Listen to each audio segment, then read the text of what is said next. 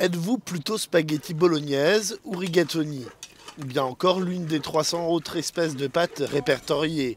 Ce vendredi est la 25e journée mondiale des pâtes.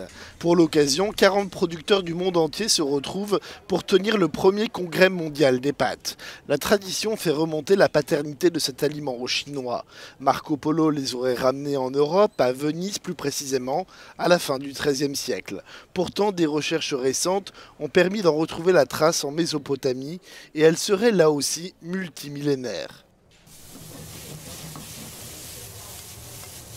L'Italie est sans surprise le leader incontesté dans la production de pâtes avec 3,4 millions de tonnes par an. Elle est suivie des États-Unis, de la Turquie, du Brésil et de la Russie. L'aliment de base de la cuisine italienne est aujourd'hui inscrit au patrimoine mondial de l'humanité. Dans la deuxième partie du tableau des producteurs de pâtes, on retrouve l'Iran, suivi de l'Argentine, de l'Égypte, de la Tunisie et du Mexique. Parmi les principaux consommateurs, la France est en bonne place avec sa quatrième position, derrière l'Italie bien sûr, les États-Unis, l'Iran et devant l'Argentine. Les capitales du monde les plus consommatrices de pâtes sont Rome, Washington et Téhéran.